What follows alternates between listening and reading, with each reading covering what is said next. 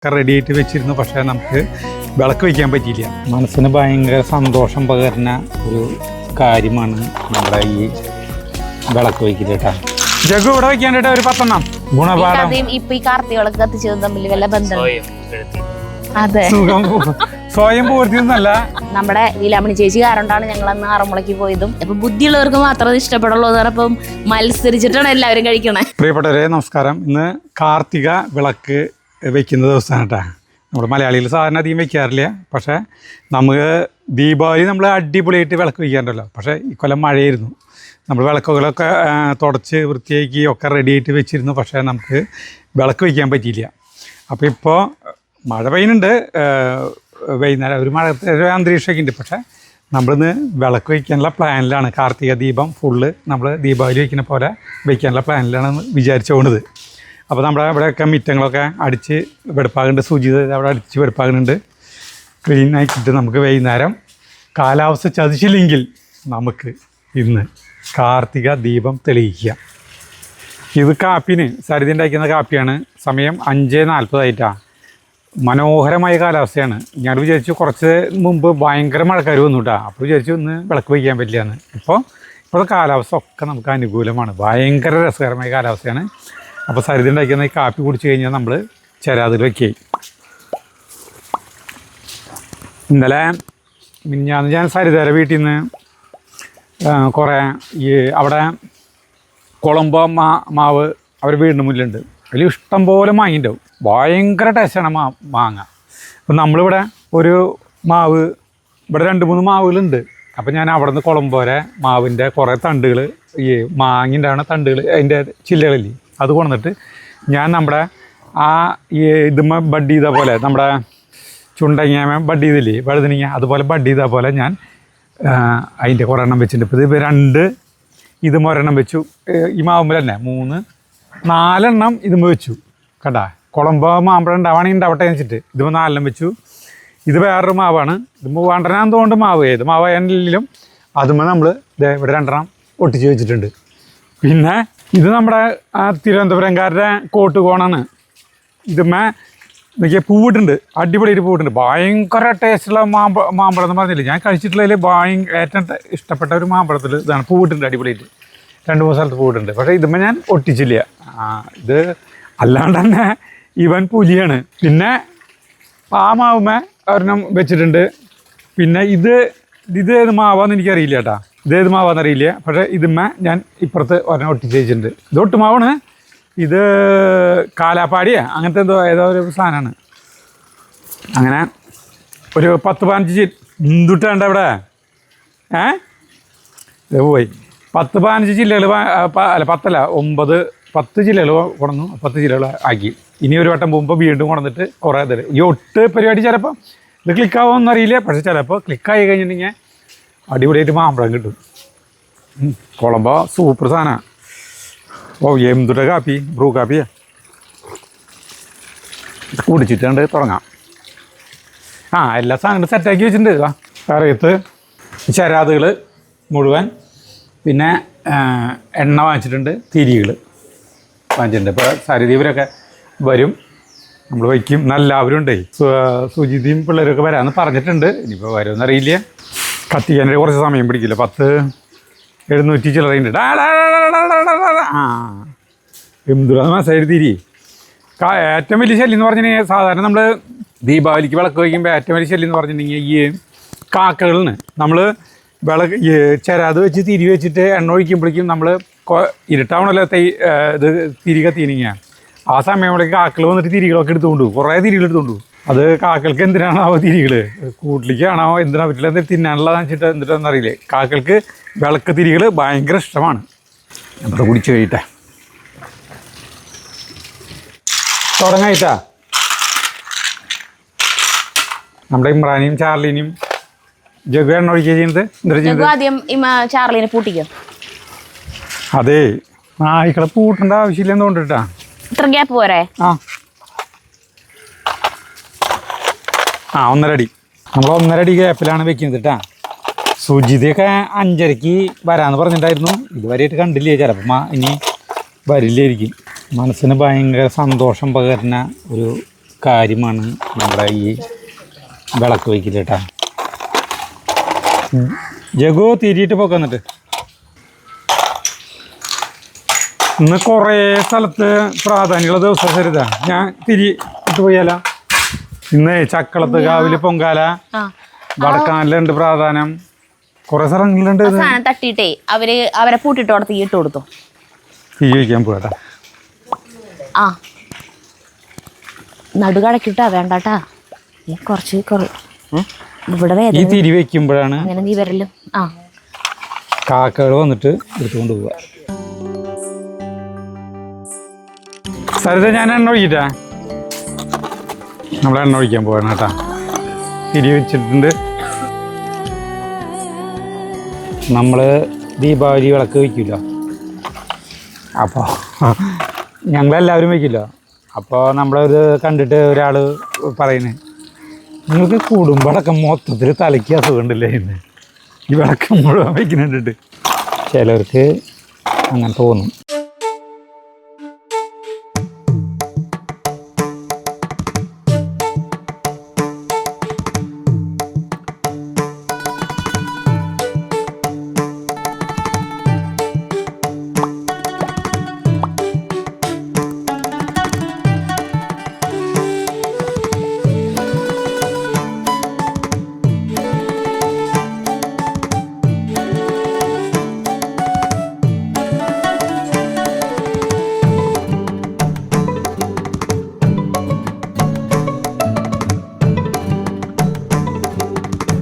ജഗു ഇവിടെ വയ്ക്കാനായിട്ട് ഒരു 10 എണ്ണം.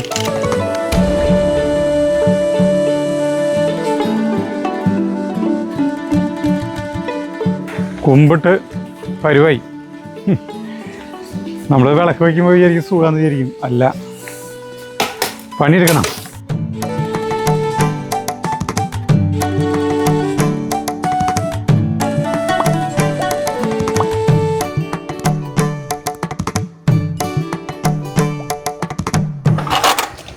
അവിടെ പറയുന്നുണ്ട്.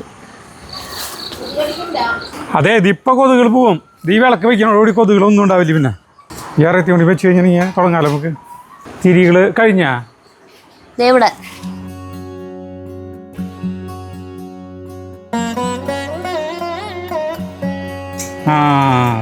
സുജിത വന്നു.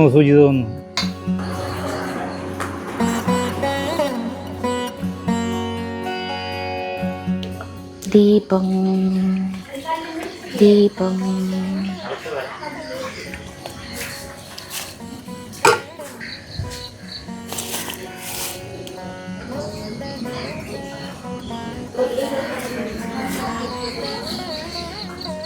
കത്തിച്ചു തുടങ്ങിക്കോ.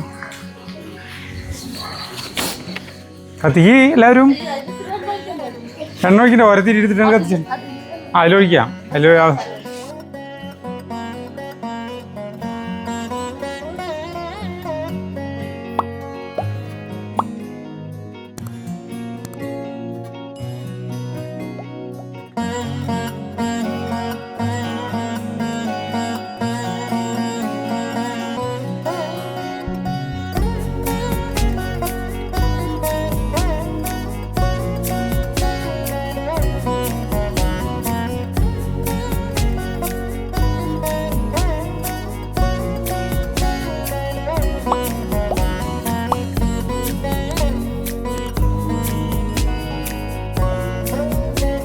കൊതുകളെ ഇല്ല.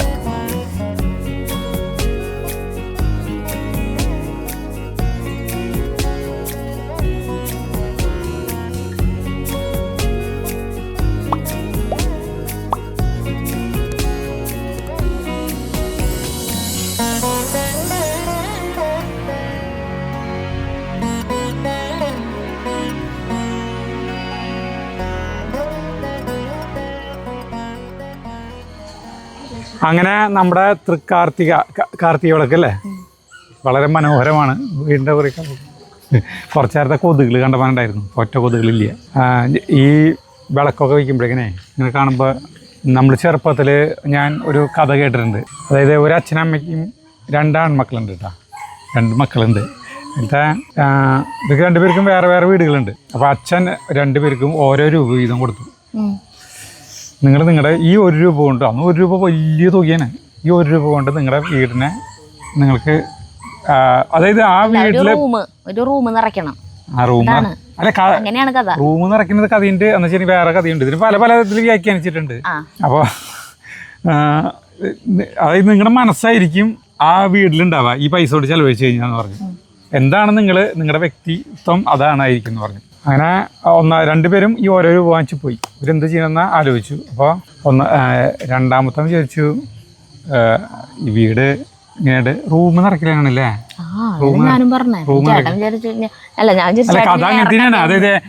ഞാൻ പറയാം, പറഞ്ഞു 1 രൂപ കൊണ്ട് റൂം നിറയ്ക്കണം. പക്ഷെ അന്ന് പറഞ്ഞിട്ടുണ്ടെങ്കിൽ ഈ 1 രൂപയ്ക്ക് ഇന്നത്തെ 1 ലക്ഷത്തിന്റെ പവർ ഉണ്ട്. അപ്പൊ പിന്നെ ആലോചിച്ചു, എന്തിട്ടാണ് ഒരു റൂം നിറയ്ക്കാനായിട്ട് ഈ 1 രൂപ കൊണ്ട് കിട്ടുക? വില കുറഞ്ഞ സാധനം വേണം, റൂം നിറയും വേണം. അപ്പൊ അവൻ എന്ത് ചെയ്തു, ഈ 1 രൂപയ്ക്ക് പഞ്ഞി വാങ്ങിച്ചു. എന്നിട്ട് ആ റൂം അങ്ങോട്ട് നിറച്ചു. റൂം നിറയാൻ മാത്രം പഞ്ഞി കിട്ടി. മറ്റവൻ എന്ത് ചെയ്തു, ഒരു വിളക്കുകളിൽ കുറച്ച് എണ്ണ ഒഴിച്ച് തിരി ഒഴിച്ച് തിരിയിട്ട് കത്തിച്ച് 2 ചന്ദനത്തിരിയും കത്തിച്ച് വെച്ചു. അപ്പം അതിൻ്റെ വെളിച്ചവും ഈ ചന്ദനത്തിരിയുടെ ഇതും മണവും ആ റൂം മുഴുവൻ നിറഞ്ഞു. എന്നിട്ട് 1 രൂപ വന്നൂല്ല, അതിൽ ബാക്കി വന്നു. ബാക്കി പൈസ അവൻ അച്ഛൻ്റെ കയ്യിൽ കൊടുത്തു. അച്ഛൻ 1ാമത്തെ മോൻ്റെ റൂം തുറന്നപ്പോൾ അച്ഛന് ചുമച്ച് വയ്യാണ്ട ഈ പഞ്ഞി മൂക്കിയ പോയിട്ട്. ഈ മോൻ്റെ റൂം തുറന്നപ്പോൾ നല്ല പോസിറ്റീവ് എനർജി, നല്ല മണം. അങ്ങനെ ഇപ്പൊ കഥ മനസ്സിലായി. അങ്ങനെയല്ല, ആ കഥയല്ല കഥ തന്നെയാണ്. അതെങ്ങനെ വെച്ചിട്ടുണ്ടെങ്കിൽ ഓരോ രൂപ കൊടുത്തു, റൂം നിറയ്ക്കണം തന്നെയാണ് പറഞ്ഞിട്ടുള്ളത്. അപ്പോൾ എന്താ വെച്ചിട്ടുണ്ടെങ്കിൽ ഈ 2ാമത്തെ മകൻ ഇങ്ങനെ പോകുമ്പോൾ ഇതെന്ത് ചെയ്യണമെന്ന് ആലോചിക്കുന്നത്. റൂമിൽ ഏറ്റവും ചിലവ് കുറഞ്ഞ രീതിയിൽ ചെയ്യണല്ലോ. അപ്പോൾ അങ്ങനെ പോകുമ്പോൾ ഈ തദ്ദേശ സ്വയംഭരണ വകുപ്പുകാർ ഈ ബാസ് സാധനങ്ങളില്ലേ, ഈ സാധനം കൊണ്ടുപോകണം. ഈ സാധനം ഒരു വണ്ടിയിൽ തള്ളി കൊണ്ടുപോകണം. അപ്പോൾ ഇത് എവിടെയാണ് അപ്പോൾ അവരോട് ചോദിച്ചു, ഇത് എവിടെയാണ് കൊണ്ട് കളയാൻ പോകുന്നത്? അപ്പോൾ അവർ പറഞ്ഞു, ഇതിനുള്ള ഒരു സ്ഥലമുണ്ട്, അവിടെ കൊണ്ടുപോയി ഇങ്ങനെ ഇടുന്നു പറഞ്ഞു. ഭയങ്കര അടിച്ച് കഴിഞ്ഞാൽ മൂക്ക് പൊട്ടി പോകും. അപ്പോൾ ഇവൻ എന്താ ചെയ്തത്, അവരെ വിളിച്ചിട്ട് പറഞ്ഞു, ഇത് തട്ടാനുള്ള സ്ഥലം കാണിച്ചു തരാമെന്ന് പറഞ്ഞു. അങ്ങനെ അവൻ വിളിച്ചു കൊണ്ടുപോയിട്ട് അവൻ്റെ ഈ പറഞ്ഞ റൂമുണ്ട്, അതിൽ കൊണ്ടുപോയി തട്ടി നിറച്ചു. എന്നിട്ട് അവർക്ക് ഇതിൽ നിന്ന് തുച്ഛമായി 2 പൈസ കൊടുത്തു. ബാക്കി പൈസ അവന് കിട്ടി.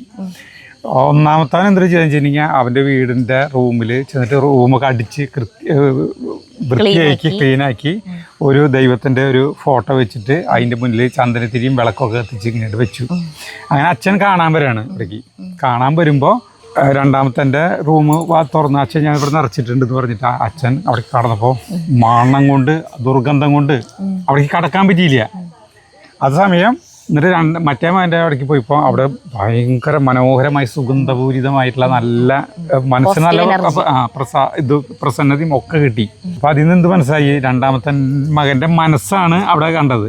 അങ്ങനെയാണ് കഥയില് ഈ അച്ഛൻ ബിസിനസ് അച്ഛന് പ്രായമായി തുടങ്ങി. ബിസിനസ് ഏൽപ്പിക്കാൻ ഏതും മകനാണ് നല്ല ബുദ്ധിയും കാര്യപ്രാപ്തി ഉള്ളതെന്ന് പരീക്ഷിക്കാൻ വേണ്ടി ചെയ്ത ടെസ്റ്റാണിത്, പരീക്ഷണം. അങ്ങനെയാണ് ഞാൻ അപ്പോൾ മനസ്സിലായി 2ാമത്തെ മോനാണ് നല്ലതെന്ന് മനസ്സിലായി. ഞാൻ പറയണ കഥയിൽ 2ാമത്തെ മോനാണ് വിളക്കത്ത് ചേച്ചി ചന്ദന.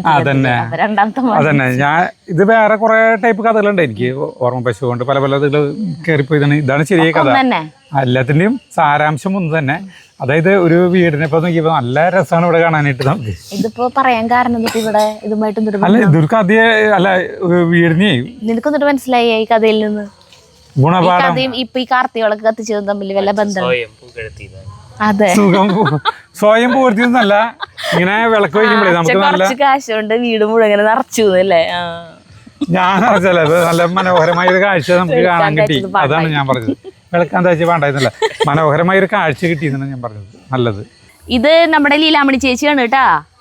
നമ്മൾ ആറന്മുളയിലേക്ക് പോയപ്പോൾ പരിചയപ്പെട്ടിട്ടുണ്ടാവും. നമ്മുടെ ലീലാമണി ചേച്ചി കാരണമാണ് ഞങ്ങളന്ന് ആറന്മുളയ്ക്ക് പോയതും ആറന്മുള വള്ള സദ്യ കഴിക്കാൻ പറ്റിയതും ആറന്മുള കണ്ണാടി ഉണ്ടാക്കണത് കണ്ടതും ഒക്കെ ലീലാമണി ചേച്ചി കാരണം കൊണ്ടാണ്. അപ്പോൾ ആളിപ്പോൾ നമ്മുടെ വീട്ടിലേക്ക് വന്നിരിക്കുകയാണ്. ഇന്നലെ വന്നതാണ് കേട്ടാ.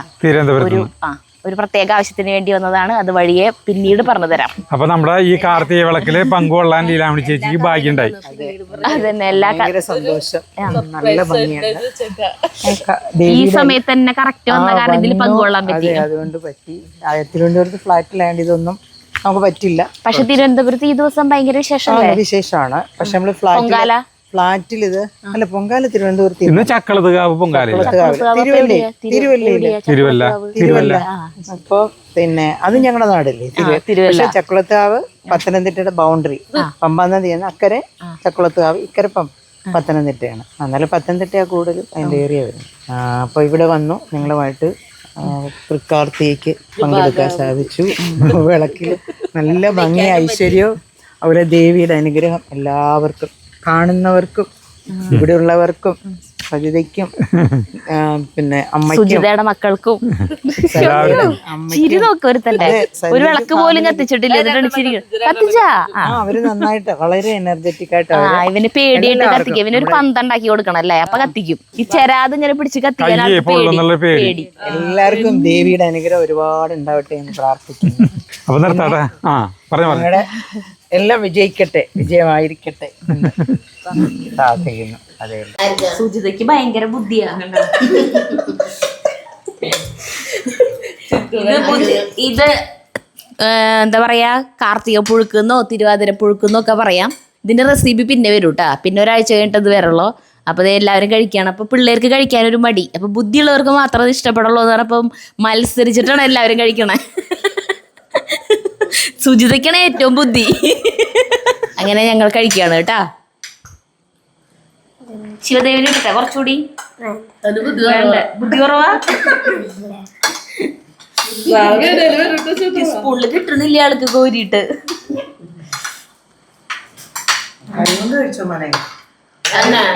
എടുക്കാൻ കിട്ടാണ്ടല്ല, അത് കഴിക്കാൻ ഇഷ്ടമില്ലാണ്ട്. അത് മുഴുവൻ കഴിക്കുക. അപ്പൊ വേറൊരു സാധനം തരാം ആൻറ്റി, ഫുള്ള് കഴിച്ചിട്ടുണ്ടെങ്കിൽ.